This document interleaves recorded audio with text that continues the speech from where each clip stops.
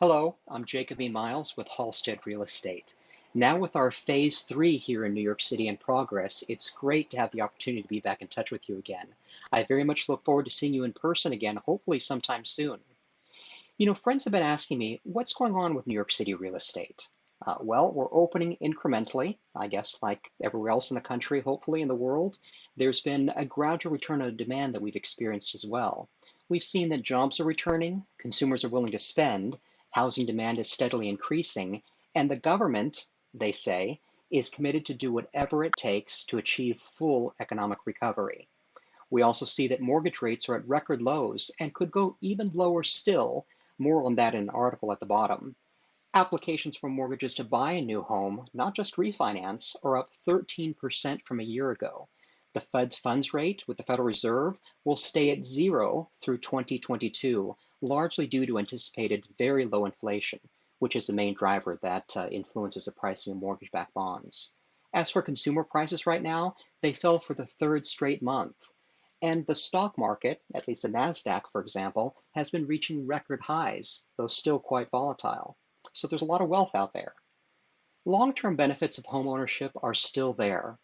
There's the deductibility of the interest expense, and for an investment property, you have that interest expense deductibility plus most other expenses, including depreciation.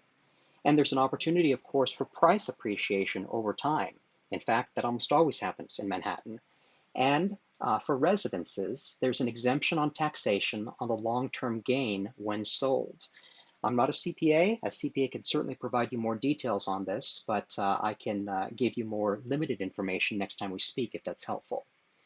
We've been experiencing a structural shift, well, an acceleration really of recent trends. We've seen that more companies allow, in fact, they've had to allow remote work, and they will continue to do so going forward. Remote work means an opportunity to buy or rent, but trade up for more space, a better home environment. In short, we know now that our homes are now important more so than ever. To cite Dr. Marcy Roselle, the chief economist of our leading real estate companies of the world affiliation, there was a study conducted by Columbia University in 2002 that assessed or tried to answer the question, can temporary shocks affect a long-term equilibrium? And they looked at World War II, the bombing in Japan, and they looked at population trends, industrial employment trends prior to that horrific bombing, absolutely devastating for that community, and 20 years thereafter. And they concluded that the long-term trajectory does not change over 20 years after such terrible shocks. There was also an Economist magazine article from March the 12th that tried to look at long-term effects of other, short-term shocks, more recent, and also in this country, and they discovered that the long term is not always terrible. The shore homes after Hurricane Sandy, both, let's say, in Ocean County, New Jersey, and Long Island here in New York, the valuations were 70% higher after the storm than before. And in terms of Manhattan's financial district, near Wall Street, for example, they're now double the values than what they were pre 9/11 2001. And speaking of 9/11 2001, short-term memories fade.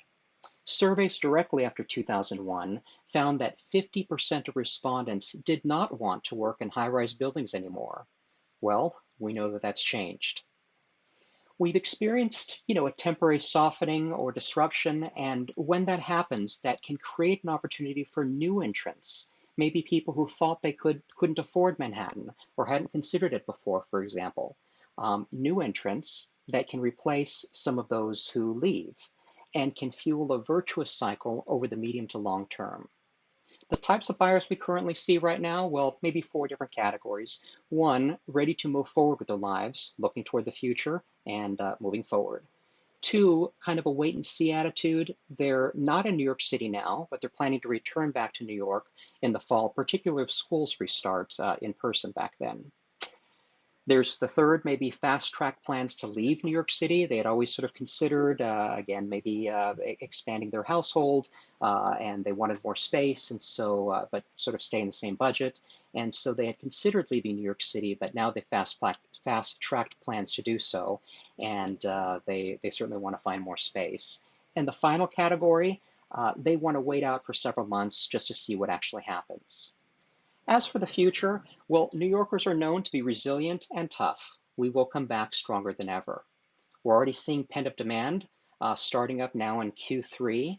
And New York City real estate is considered to be a generally safe investment over the, well, short to long term, and certainly more so than a volatile stock market or other volatile, uncertain financial instruments. In this particular newsletter, I include listings, economic reports, and news articles which you may find to be of interest. Feel free to click through them below. Also, we are grateful to be able to serve clients around the country and around the world, even if for a no obligation second opinion price evaluation where you are. Let me introduce you to some of the best agents anywhere and allow me to help matchmake a local agent for you who could be best for you.